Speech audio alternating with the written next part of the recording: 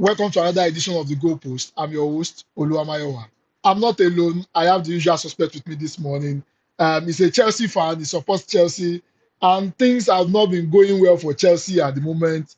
They fired their coach. See, the last time we spoke, Rosner was the coach. Now we are speaking again, and Rosner is gone. Temloluwa, good morning. How are you doing? Yeah, I'm doing good and fine. It's really nice to be back. Thank you for having me. Well, so let's get into it. Let's start with the news of, Liam Rosnell being fired. And despite the fact that he's been fired, he's going to pocket a 24 million pounds. He signed a contract about 33 days ago for 6.5 years. Unfortunately, after 33 days, he was fired. He played 23 games in those 43 days. He lost 10 and he was able to draw some and was able to win some. So what do you make of this? Where do Chelsea go from Liam Rosnell? Like I've always said from his appointment, I don't know why they went for a PhD teacher, but it's just inevitable that he'd eventually lose the job, and it is better sooner because Chelsea are much more closer to 13th position than they are to Europe. So the thing there now is sacking him is not even the important thing. The most important thing now is what next. You understand? Now the managerial position is being clouded by clubs. Many clubs are interested in managers. I think at the end of the season, Guardiola is leaving. There's a possibility Arsenal might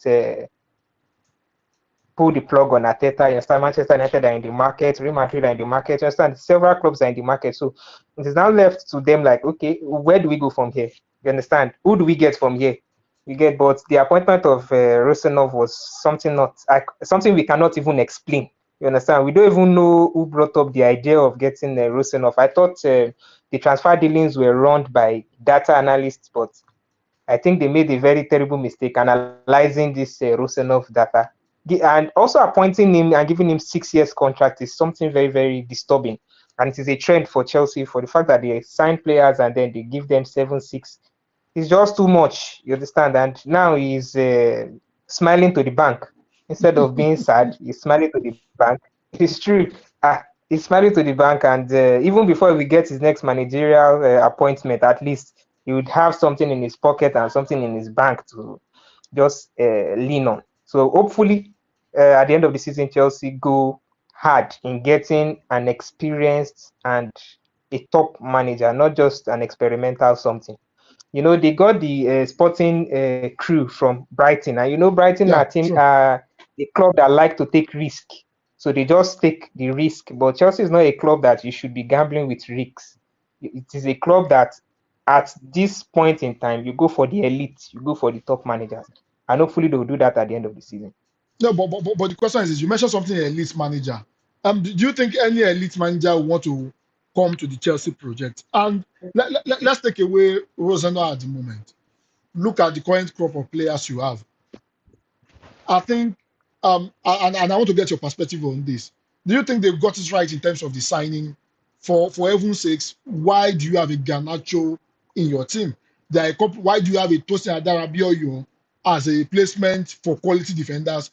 Some of the players that you have at the moment, if we are being honest with ourselves, do you think they will be able to break into the likes of Liverpool, Man City, and the rest of them based on what you've seen so far? Don't you think the problem? Well, Yes, first, yes, I know Rosner has his own problem. Don't you think the players too? They have their own issue when it comes to the performance of Chelsea overall. well, the thing is, first and foremost, I wouldn't even blame the players because they didn't get themselves. They didn't buy themselves. They didn't bring themselves to the table. And one of the reasons why I can't really blame Rosenov as much is the players at his disposal. You are losing 1-0. You are losing 2-0. Who are the game changers? Who are you bringing from the bench to change the game? You understand? Who are the go-to guys? Palmer has just been a shadow of himself. No goal in the last 7 matches. You understand? Pedro Neto, nothing to write home about. Liam Delap, nothing to write home about. Guy Tense has just been from the hospital bed to the hospital bed to the clinic. You understand? So Estavao has been out injured, came back, now he's out injured. You understand? So you just ask yourself, okay, who is the go-to guy? You understand? where are the players that can change this game? You understand? In as much as we can blame Rosenov for not being tactical enough, you understand, for not being technical enough, but then you ask yourself, as a club as big as Chelsea, where are the players?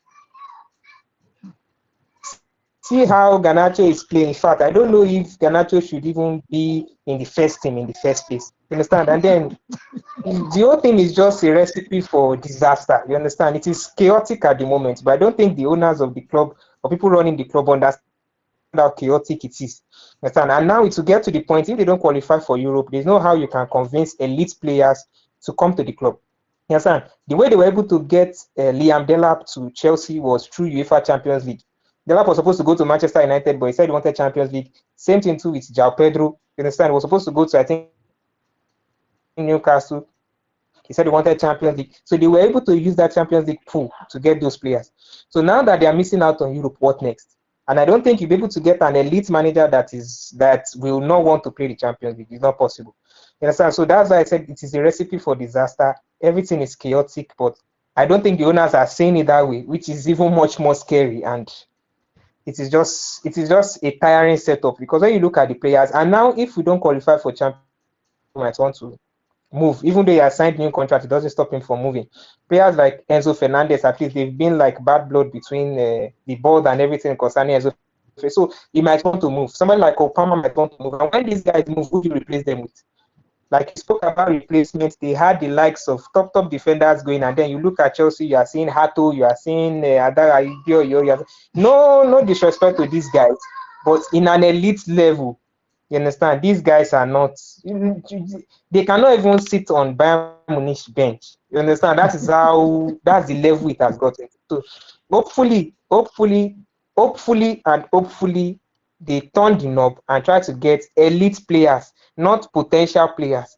You understand? Even if you're getting players of potential, mix it up with the elite. Don't just go for potential players. If you are going for potential players, eventually, even those potential players might not meet up with their potentials when they don't play with the elite. You understand? So that's just that on that. Hopefully, they'll get it right. Um, so you mentioned something about 4 games to the end of the season. Um, the interim manager, if he can turn things around, win those 12 games, probably we might get to see Chelsea in Europe. And not being in Europe, you get to lose a whole lot of money. And like you said, not being in Europe, will be disastrous in terms of bringing potential players and the rest of that. So, still sticking to the Chelsea issue, the contract pattern has been signed players for 6-7 years. And the moment you sign player for 6-7 years, it means you are guaranteeing that you are going to continue to pay the player for that amount, whether they perform well or not. And we have seen a lot of these players, underperform. You've seen players sign 7-year contracts, and they are not giving you value that you think will make them stay for 7 years. That on one side. Now we all know that Chelsea need a top manager. A lot of people have been touting Frank Lampard. He just went to Coventry. In 2 years, he has brought Coventry back. The last time he was unlucky, kicked out of a playoff for Coventry City. Now he has done it. He has won the championship, and he has been able to bring a club on the brink of relegation 2 years ago, bring them back to the EPL under 18 months. A lot of people are saying probably maybe a Frank Lampard can come in and do something fantastic for them. Remember, before the disastrous season, the first season he was with Chelsea, he was able to achieve European status with the transfer ban. And currently there's a transfer ban. He has been able to do fantastic for Coventry City. Do you think, if a Lampard come back, that might be able to turn things around for Chelsea? Or do you think, because I mean at the moment you can't attract elite manager because you are not sure of Europe? Don't you think going for Lampard will be a temporary solution that will stabilize the club at the moment? The question is, Chelsea can go for Lampard, but the question is, will Lampard want to go to Chelsea? You understand? It's a two-way journey. It's a two-way direction, something. So I don't think at this point in time Lampard want to come back to Chelsea. You understand? But it would definitely be at least. It would have been better than Rosenov if he was given the opportunity. But I know he's at Coventry, but he cannot do worse as Rosenov. You understand? Let's put it in that context. So I think if we are comparing Rosenhoff performance, you understand? I think Lampard is a fantastic manager. He's a top manager if you are considering Rosenhoff's performance. But like you said, the other time when he was there, he was able to work with the academy. You understand, bringing up wonderful players, Rhys James. You understand, Mason Mount. So I'm bringing up a lot of players. But the question now is, would he want to go back to Chelsea? That's the question now. And I don't think he would want to leave Coventry City and go back to Chelsea because he's having a wonderful time there at Coventry City. So they are in they are in the Premier League for the first time in 25 years, and I don't think he will want to leave them. You understand? He will also want to at least make sure that okay, he's the manager for them in the league and that on that. And for the contract length, I have never really seen it before in my life. And so okay, on I think okay, let me put it like this. I have seen players be given 7 years contracts. You understand? But it is just one player in the club. I have never seen it in my life where not at least 10 players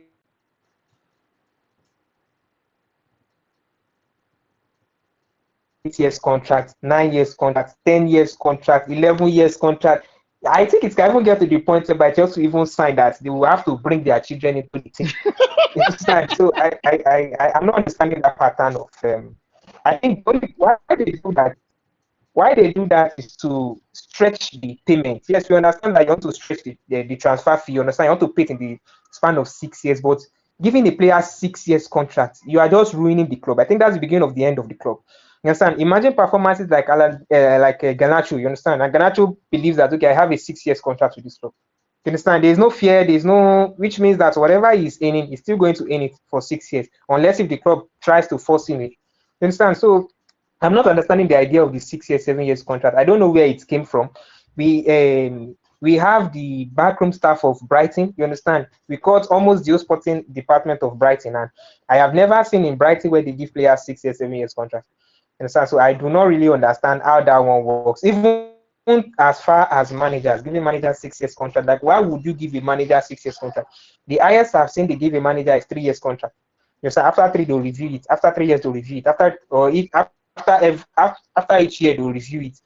You understand? But getting someone like Rosenov and giving him 6 years contract and then sacking him, and then the next manager that comes, you give him 6 years contract and then you sack him, is just not working. And I don't know who is giving them the ideas to do that, but it is not working. So I hope that is where the change will come from. And as for elite managers, they can get a Bournemouth manager, Iraola. You understand? Fantastic manager. I think he will do wonderfully well at Chelsea. You understand? I think if we consider Chelsea as a step up to Bournemouth, if he's being approached, you understand? They can also look at someone like Unai Emery of Aston Villa, I think. But for the fact that they are not qualified for Champions League, it will be very difficult for him to cross from Aston Villa to Chelsea. But you have somebody like Iraola of Bournemouth, and I think he should be the go-to guy. You understand, to stabilize the ship. Bournemouth are playing beautiful football despite losing a lot of their top players, but they're still playing well. Now imagine him in a Chelsea side that has at least close to 30-something or 40-something players. You understand? So you'll be able to like streamline the team. You understand? And hopefully they'll get the right players for him. Okay. Moving along, but still staying in the EPL. The last time we spoke, Arsenal was on top of the league, and our colleague, and since Arsenal lost to Man City, I've not been able to get a hold of Solomon. He said he has been busy and the rest of that. So I don't know. The last time we spoke, He will be busy. We'll be busy. the last time we spoke, Arsenal was on top of the log. Now at the moment, with the game that Man City played against Burnley, with that win, it takes them ahead of Arsenal based on goal difference, based on the number of goals they've scored so far, and the rest of that. Taking a look at the season, what do you think Arsenal did wrong? That's number one. Number two, do you think at the moment Arsenal has what it takes to be able to get over the line? And what it takes, when I say what it takes, what I mean is this. They are on the same point at the moment. The goal difference is not that much. If Arsenal could score maybe 5 or 6 goals in every game till the end of the season, they are going to win the league. Do you think, Arsenal can get it over the line, owing to the fact that they are just on the same point and they continue to win their games with a lot of goals? It might tilt in their favor. Okay, so first and foremost, I will start with this. I'll say that I think 2 or 3 years ago, I enjoyed watching Arsenal Football Club. It's under Arteta 2 or 3 years ago, where Odegaard was playing fantastic football, Saka was playing fantastic football, Martinelli was playing fantastic football, and San Gabriel Jesus was wonderful. And then you had Thomas Partey in the defensive midfield anchoring things. I enjoyed that thing. You understand? And they played really very well. They played fantastic football. But now the thing there now is this: they were playing fantastic football, but there was nothing to show for it. You understand? So, and I think along the line, Ateta now discovered that okay, playing fantastic football doesn't win you trophies. All that matters is for you to win. You understand? And that is the impression that he has established into the club that we have to win. Okay, now they are now struggling. The pattern by which they conceived to be able to win, you understand, is now being difficult.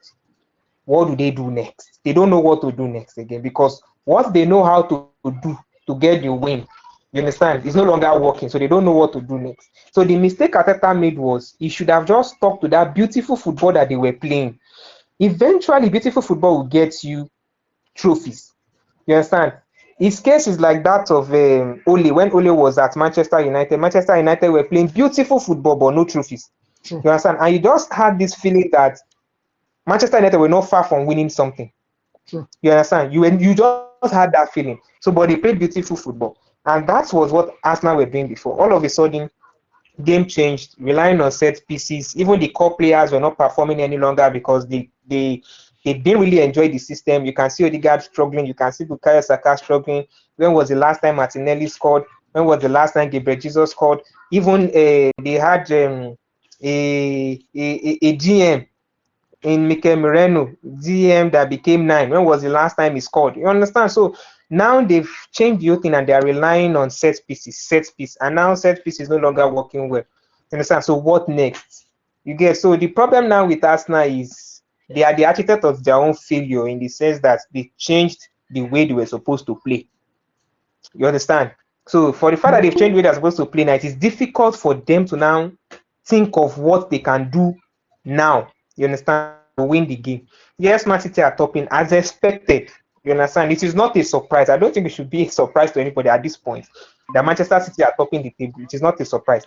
But then we just have to ensure that when you look at Arsenal now, even we as the opposition fans cannot properly fathom what is going on wrong.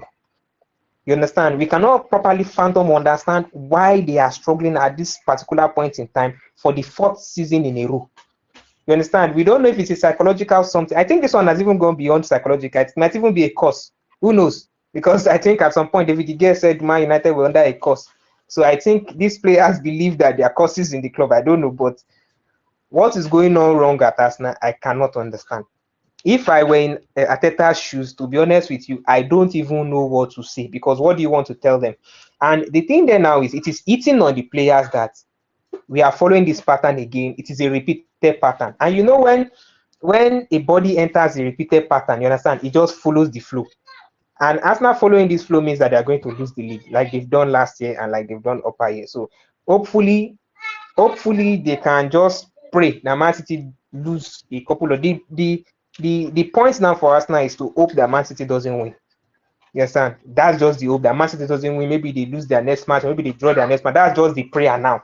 You understand? Because we know Man City. Man City have done it before. You understand? Again, when Liverpool were topping, that they went 18 straight matches. You understand? They can do it, but the prayer now and hope for Arsenal fans is just pray that Man City doesn't win.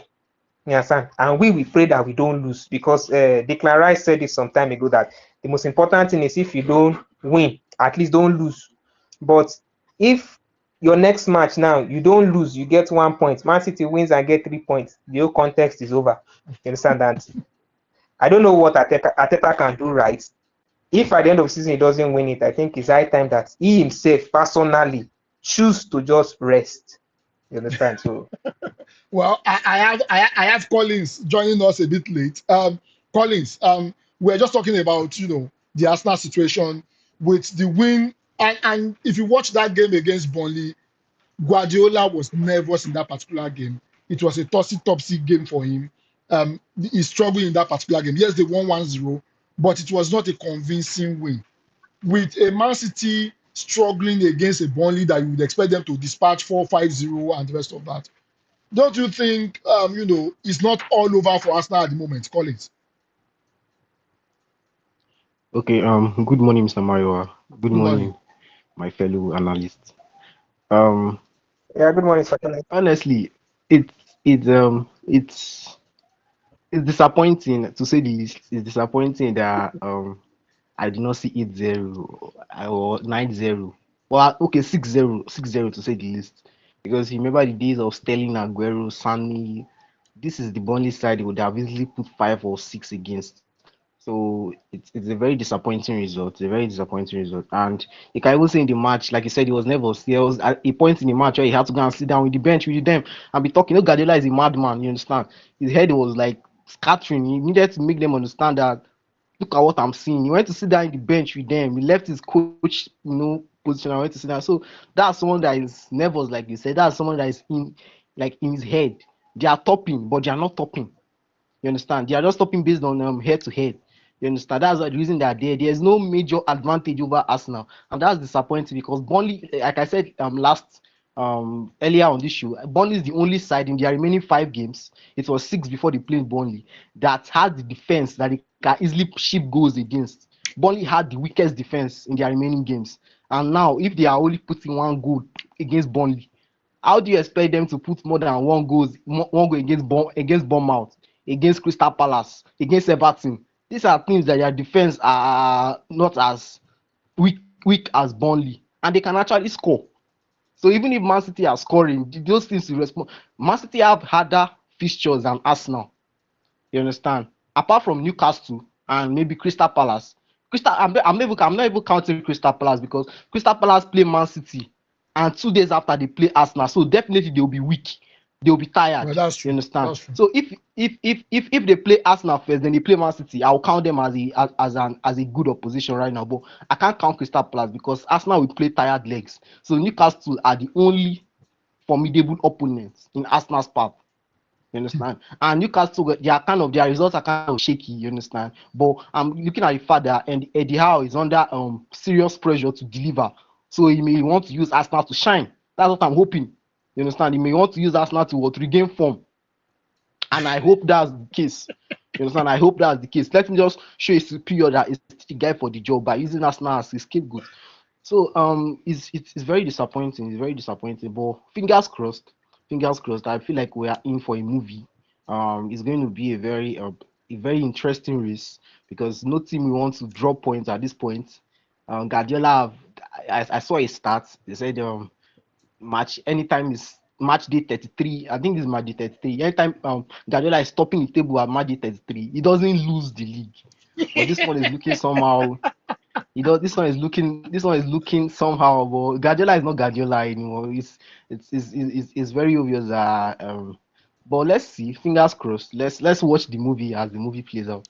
Okay. So since we are talking about, you mentioned the game between Arsenal and Newcastle. Let's talk about the EPL fixtures over the weekend. Yes, there is an FA Cup. The likes of Man City, the likes of Chelsea will not be involved. But let's quickly take a look at the EPL games that will be coming up. Um, Arsenal is going to Newcastle. I'm sorry, Newcastle is coming to um, Arsenal. They are coming Emirates to Stadium. the Emirates Stadium. And Collins, and I will start with you on this. You said, based on what has been happening with Newcastle, in the last 4 games, they've not won a single game. They've lost their 4 games. They've lost 4 games in a row. And the pressure is on Eddie Howe. The Saudi billionaires, they spent a whole lot of money. And Eddie Howe continues to deliver inconsistent results. Don't you think this game will be the game that will probably hand the league finally to Man City? Because Eddie Howe needs to win. If he does not win, Eddie Howe might be the next coach to bite the dust. Yes, I honestly feel like this is the game where Eddie Howe might start to turn things around. Get and what better team to do it against than Arsenal? You understand? What better team to show your superiors that you are the man for the job? Just beat us now. Just beat us now, and his position is stamped forever. He may even go on to lose the next game. They may not care, but as long as they beat us now, you understand? That's a plus. You understand? So Eddie Howe, we are not the only ones seeing this. His players are seeing this. You understand? Let's take away the pressure for a moment. The pressure on him to deliver results. You understand? He wants to make a point. He wants to make a statement. You understand? This is not about helping Man City win the league. They have no affiliation with Man City, so they are not brothers anywhere. You understand? This is just his own personal agenda. This is just a personal need, a personal gain. You understand? He just needs to win. He needs to turn results around. If not, it will be the next Liam Rosenio, like you said. You understand? And that would be very disappointing. You understand? Not when you have how many games left to the season, you'll not come and sack you. You get. So Arsenal should bring their best. And right now, Arsenal are not in the mental capacity. You understand? They don't have the. Let's not go into the mental aspect yet. You understand? I feel like that's a different conversation. You understand? But Arsenal to Newcastle right now, they are hungry. I watched their game against Bournemouth. They were not poor. That's true. That's true. You understand?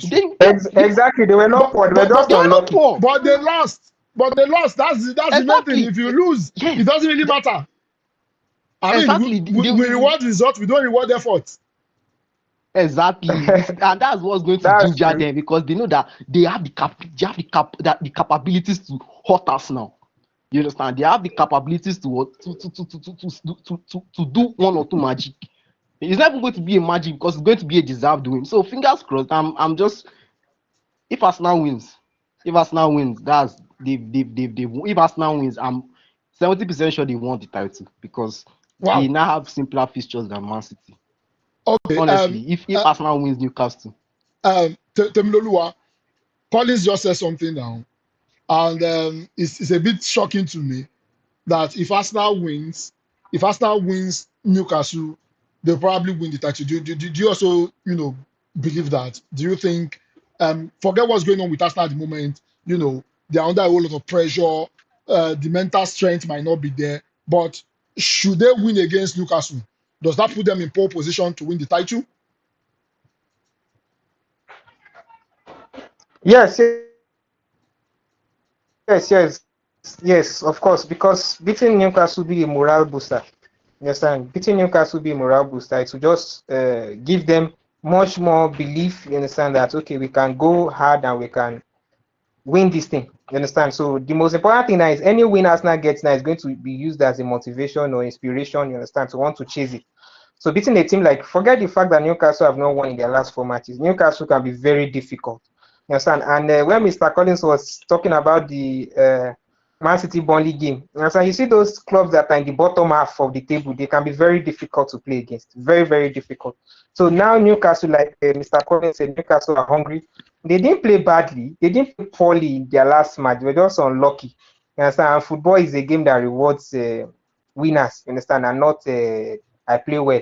So what it's going to do is, if Arsenal beats Newcastle, that's going to be like a morale boost, and it's also send a message to Manchester City that, you know what, we're not leaving this place anytime soon. You understand? We're not bottling this thing anytime soon. We might actually want to take it to the last day. You understand? And they're like, so winning Newcastle is going to be a very big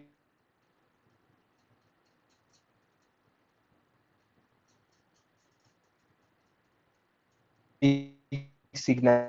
And okay, yeah, are you there?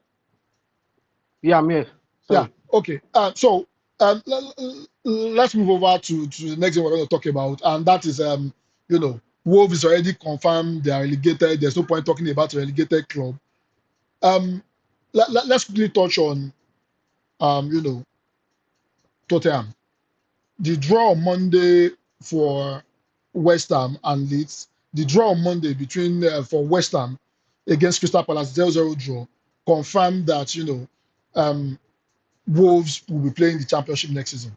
At the moment, that draw also puts 2 points between West Ham and Tottenham. Tottenham won the Europa League last season, and right now, they'll probably be, if they don't get their acts together, they'll probably be playing in the championship next season. Do you think the same management issue that Chelsea has Do you think the same thing has affected Tottenham and put them in this passport? Because how do you win a Europa League? How does a coach win an Europa League for you? And the next thing you are firing the coach, and you've hired about you've hired about three coaches in the space of in the space of 6 months, in the space of 7 months, and the result has not turned around. Temilula, what do you make of this? Do you think Tottenham will be playing, in the championship next season? I think it's been a long time coming. You understand? It is like a process. You understand? Till we arrived at this place. You get when you appoint somebody like Jose Mourinho a day or 2 days to a cup final, you sack him. You understand? That alone sends a message to the team that we are not here to win things. You understand? We are not here to. We are just here to participate. You get?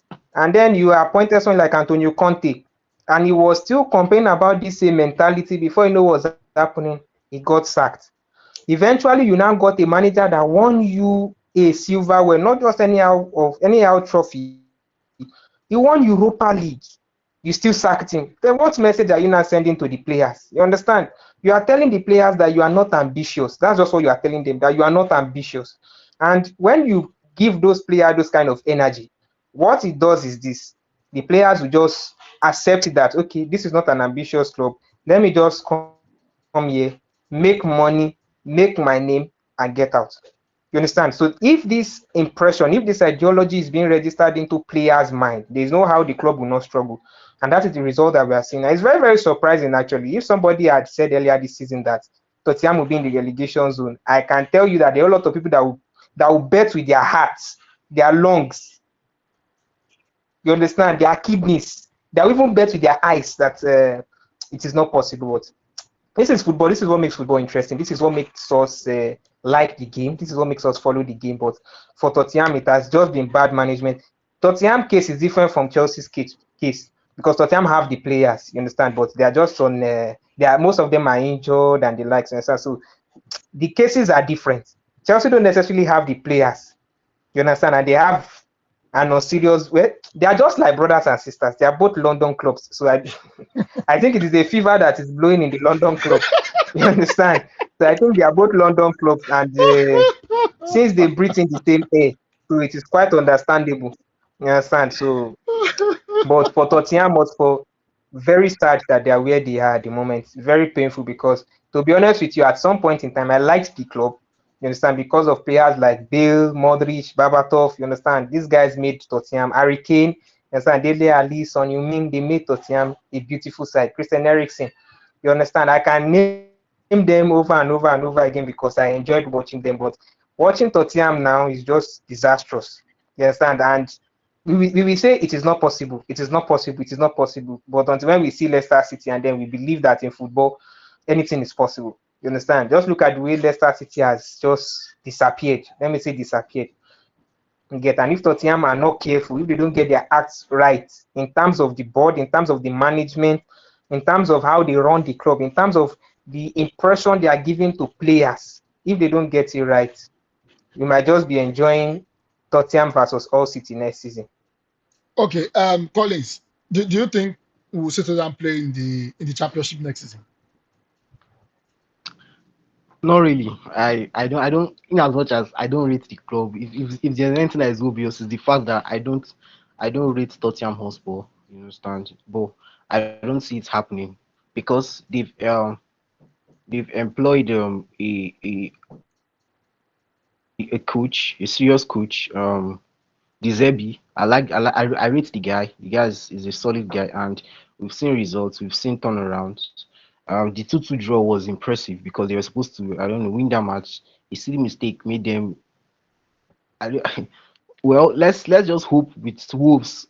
Wolves is the worst of the worst. You understand? If they cannot win at Wolves, they should just go there by themselves. They should not play any man matches. They should go to the championship by themselves. You understand? They should just volunteer to go to relegate by themselves because if you cannot win at Wolves, I don't know what you are doing. Oh. I don't know what you are doing Uh, honestly but, but, but, because but, but, but but if you are saying that Wolves is part of the reason why Arsenal is struggling at the moment, Wolves is part of the reason why Wolves is part of the reason why Liverpool are where they are at the moment. Wolves is part of the reason why Rosner was terminated.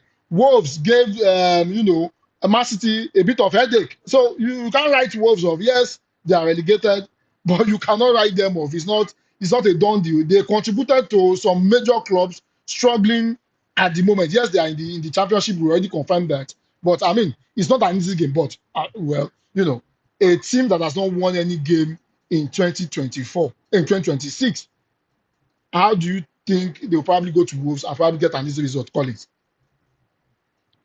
Unless Wolves want to be wicked unnecessarily, unless Wolves just want to just want a big team to join them, just want Tottenham to join them there. That's why they put in pressure. I say no, Tottenham don't agree. You must come relegation with us. But it's wickedness now. If I know, yeah, they had to join against us now. All these things you mentioned that they've collected points from. That's when they were not like relegated then. You understand? They still had something they were fighting for. You understand? They were still glimpse of hope. Maybe they will avoid this relegation. They will avoid the championship, but they didn't. But right now, it's confirmed already that you are here. You understand? Just what will stop you from just fielding feed that team under 23 or under 12 to just play sports. You understand? But anyhow, they may want to prove a point. You understand? They just want to be wicked and necessarily, but Tottenham on the other, this is not about Wolves now. This is not about Wolves. You understand? Because Wolves are just there. It's Spurs that need to put in pressure to win. They need to put in the effort to win. You understand? They need it more than Wolves. And I said something about the Zerbi. The Zerbi is someone that is solid. He's a solid guy. He knows his onion. He knows what he's doing. So I see Spurs winning, and I see Spurs avoiding relegation. Okay. Understand? If not for anything, the fact that there's this is a conspiracy theory that I just want to start up. The fact that they are Spurs, the refs may want to manipulate the game in their favor because they don't want Spurs to go to relegation. Imagine a team like Spurs going to championship, so the refs may want to do one or two to make sure that they remain in the Premier League. But like I said, the conspiracy theory is not really the case. Thank you. Okay. Let's move to the FA Cup. A couple of Cup games will be played. Chelsea, a coachless Chelsea, will be playing against Leeds, while as Man City will be playing against Southampton. The one of importance is more of the Chelsea game. If Chelsea goes ahead to get to the final and win the FA Cup, would you, and thank God two of you are Chelsea fan, would you think it would have been a successful season for Chelsea? Remember, Manchester United got to the Europa League because of winning the FA Cup. So if Chelsea ends up winning the FA Cup, they will be in Europe, they will get more money. Do you think it would have been it will be defined as a successful season for them? That's number one. Number two, do you think with the uncertainty surrounding Chelsea at the moment, yes, the assistant coach is to take over that game. Do you think they have enough quality to dispatch a Leeds United side that was very, very sharp yesterday against a Bournemouth side? They played 2-2 against Bournemouth, and it was not an easy game. It was, it was a very, very difficult game for Bournemouth. They took Bournemouth to the limit. Do you think Chelsea has what it takes to be able to dispatch a Bournemouth side, Temiloluwa? Well, what I'll just say is it is an open game because even the new interim manager, I don't think it can be any much difference than Rosenov because he was also in Rosenov's setup. So, but we never can see. I'm not expecting anything special from Chelsea against Leeds. Leeds have been decent most recently. Let's be completely honest. They've been decent. They've played well. You understand? And most recently, they gave Manchester United headache. And inform Manchester United, they give them headache. So, which means that Leeds are more than capable to just surprise the elite. You understand? And at this point in time, yes, Chelsea qualifies for. It's a different thing for Chelsea to beat Leeds. And it's a different thing for them to win the FA Cup because if they are meeting Manchester City in the FA Cup, I think the conversation will be a little bit different. Yes, so but against Leeds, it's an open game. I can't really say if Chelsea will set up to win the game because I think the morale in the club, the morale in the team has been very low considering their performance special from them. And I don't think there will be anything special, because they might want to use this FA Cup to cover the season and say, okay, yes, we might be triumphant in the FA Cup, but I don't really see anything special happening against it. Okay. Collins, do you think if what are you expecting in the game against Leeds? And do you think if Chelsea goes on and win the FA Cup, do you think it will have been a successful season for them? Owing to the fact that if they win the FA Cup, they will be appearing in the Europa League next season. Um, what am I? Okay, the first question: what am I expecting against Leeds? Honestly, I'm expecting us to revenge because Leeds have beaten us twice this season. And the funny thing is that they were not quiet about it. They went to social media and they were mocking Chelsea. Once it seems like Leeds beat us the first time, they mocked us. They beat us the second time. That second time was the time we were supposed to revenge. They still beat us on top of our revenge. You understand? And they went to mock us. This is funny. And this is the third time we are getting the opportunity to revenge. Imagine them beating us the third time on top of the revenge. You understand? So it's very disappointing. So I expect us to go with the mindset that we want to revenge. You understand? We want to, because we've lost twice to them this season already, and this is the third opportunity we have. And like you said, they are very decent. They are very very coordinated. I use the term coordinated because if you watch them play, attack to defense is coordinated. They defend as a unit, they attack as a unit, and that's one thing that makes them formidable. And at the moment, Chelsea are not. They are not. They are not. They are not capable. They are not solid. You understand? They are in shambles. You understand? From the management to the players, everybody's in disarray. You understand? We have a couple of players that just went to injury. You understand? And that's very disappointing. I see the match as 50-50. You understand? That's a 50-50 match, considering it's a cup tie.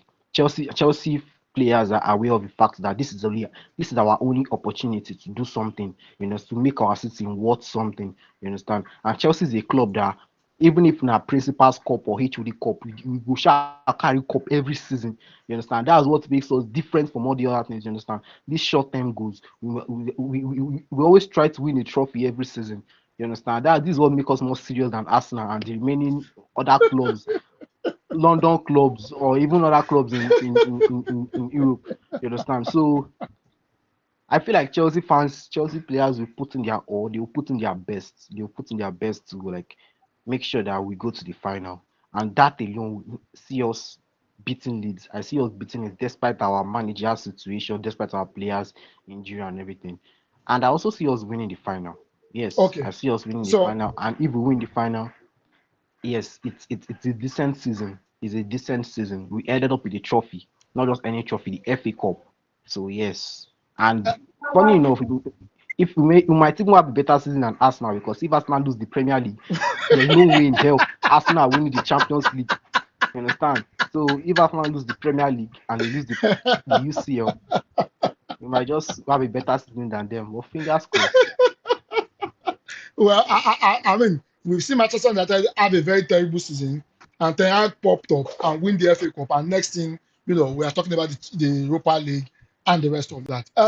Another game that's coming up in the FA Cup is Man City Southampton.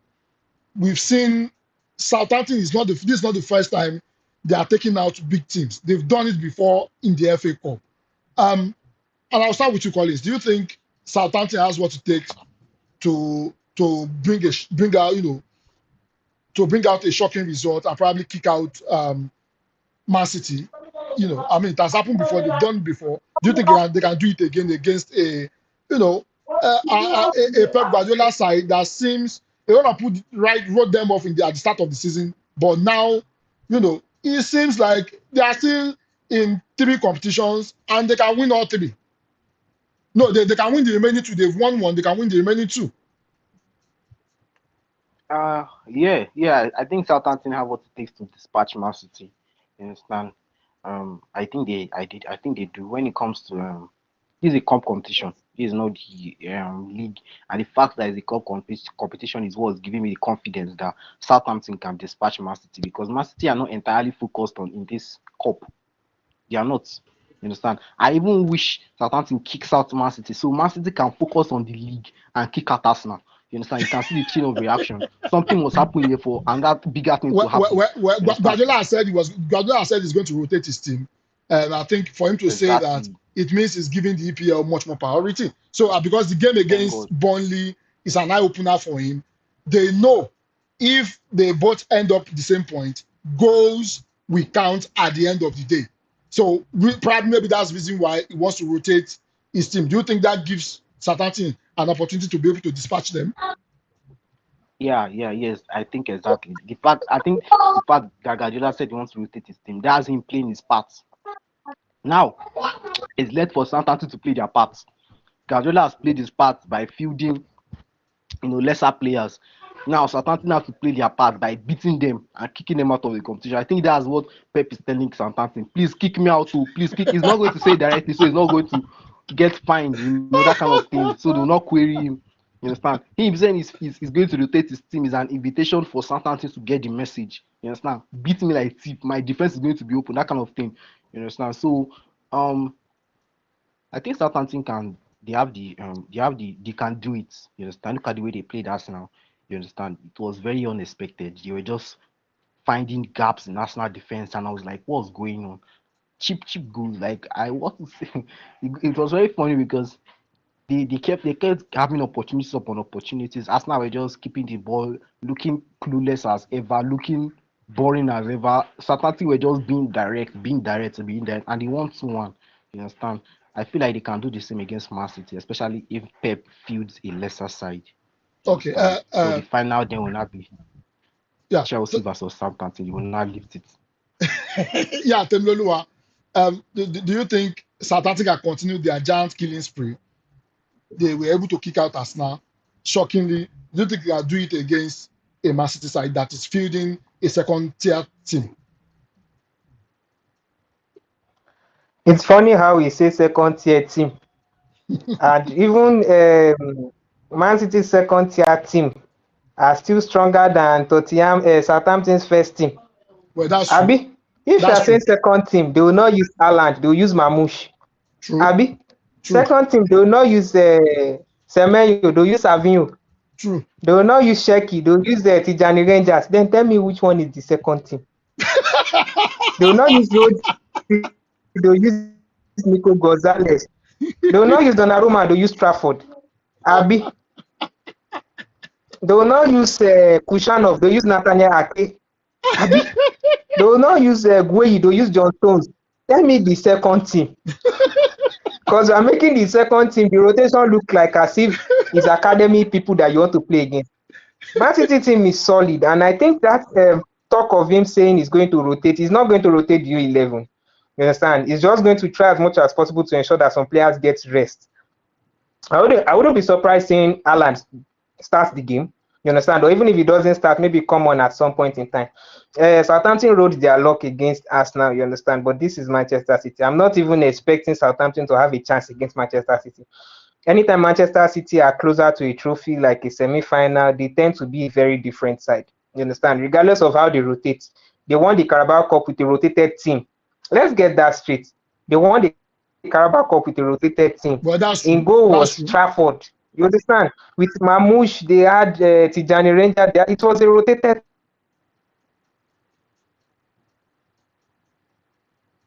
If that team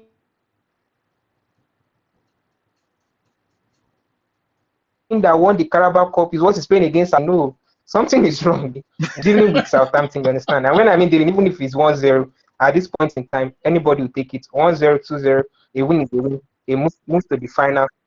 You understand? And that is that on that. You understand? So the most important thing is getting to the final. And I think Manchester City will do that. They'll dispatch Southampton. Southampton were lucky against Arsenal. Arsenal has been poor of late. You understand? But then I see Manchester City beating Southampton comfortably, even with a rotated team. I like the way we are hyping the rotated team. Okay. As we close out, let's touch on what's happening in the La Liga at the moment. Yes, Barcelona is leading Real Madrid with 9 points. We already know. However, Rafinha is out. He has been out for a while, and he's going to come back very close to the World Cup. Another rising star, Lamine Yamal, is out. He has been confirmed to be out. He played the penalty, the only goal in that game, and he went down from there. Discovered that he has an injury that will take about 5-6 weeks before he gets ill, and they are expecting him to return very close to their first game, to Spain's first game, at the World Cup.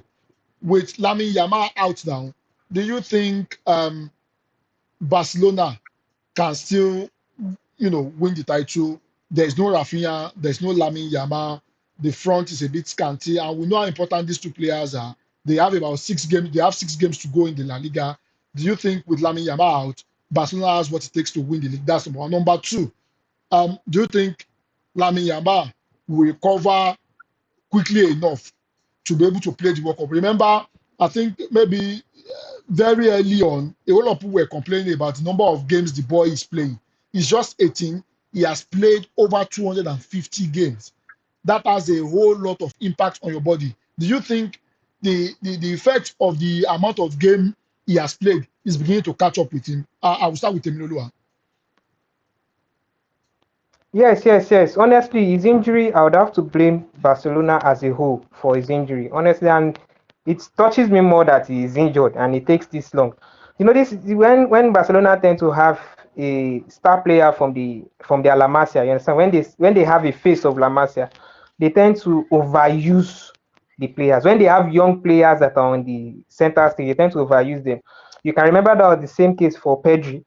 Pedri at the age of 18 played close to 60 something matches that year, you understand, for Barcelona and for Spain, you understand. And after that season, it took Pedri close to like a year before he could recover, going from injury to injury, from injury to injury, you understand.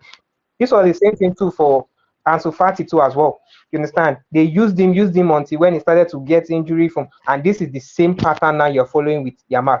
Yes, we understand that these young guys might want to play. You understand? They want to play every match, but you as a club should know how to schedule this thing.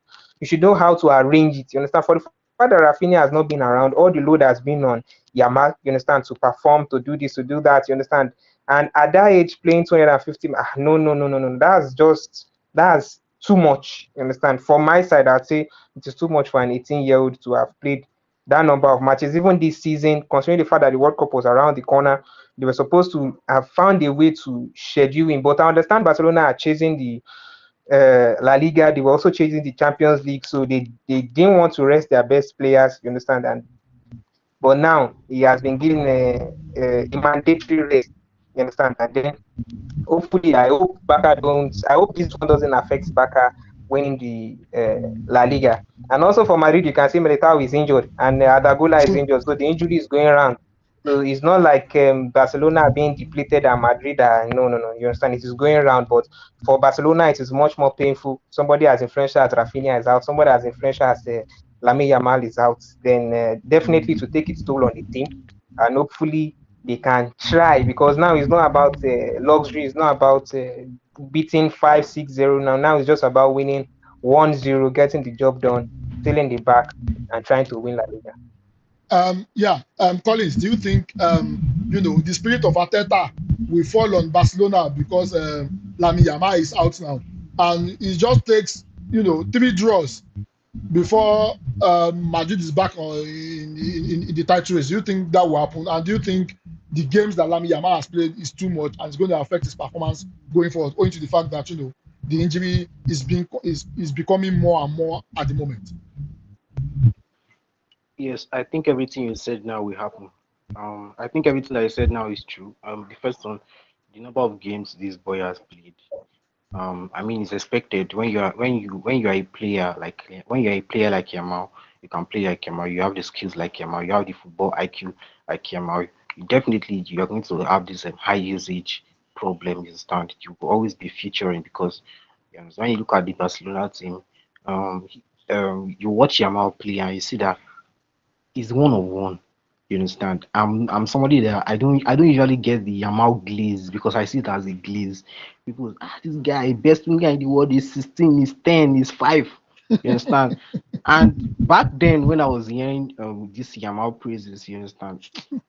Honestly, I didn't really get it because I've never watched this guy. I just see one or two clips of him. Then I started watching back Barcelona games. You understand? I saw this guy. This guy is really the real deal. You understand?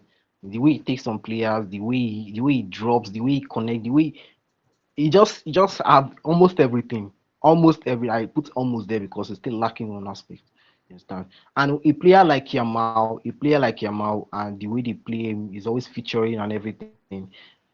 It's going to have effect on your body. No matter, I don't want to know how professional you are. I don't know. I don't want to know.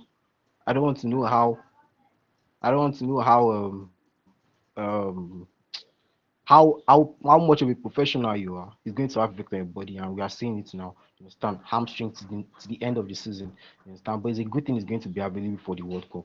And I also think that because of his absence and Rafinha's absence, Arsenal were topping the table with 9 points too. You Yeah, that's understand? true. Barca now they are topping the table with 9 points. And once Madrid beat Betis today, it's going to be a different story. If Madrid beat Betis today, it's going to be a different story. We'll now be talking of 6 points. You understand? So let's see the way. Let's see how things. Let's see.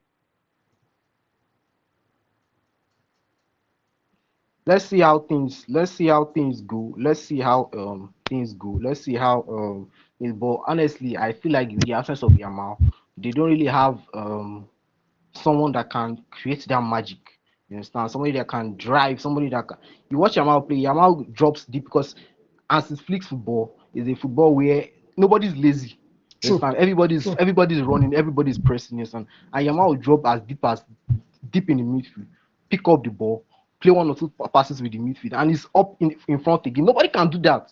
You True. understand? And this I think this is going to hurt them a little bit, but they'll still find a way to win games. You understand? They'll still find a way to win games. Their next match is against Getafe at home. You Yeah. understand? We just saw Getafe win a match with no shot on target. You understand? I don't know if you guys saw that. Well, We that's just true. saw That's Getafe true. win a That's match true. without a shot on target. So this is, and they are playing Getafe out, and we know what Getafe is capable of. You understand? So I feel like they have to tighten up. They have other players need to what? They have to arrest the occasion in order to not let Madrid catch them. Because if Uh, Madrid wins today, that's a different story we're talking about. okay. Thank you so much, guys. When we're having fun, time is always running. It's always amazing having you guys here. And I hope when we return on Monday, it will be good news for Chelsea because I mean the news from Chelsea has been a bit terrible. For the sake of you guys, since you guys support Chelsea, I hope by Monday Chelsea will be in the FA Cup final. Thank you so much, Collins. Thank you so much, Tim Lulua. It's always amazing having you Thank on the you. show. Thank you, Thank you sir. so much. Thank you. Thank Thank you. you. Thank you, Yeah. Temoloa. Thank you, Yeah. All right. Mr. Warrior. Have a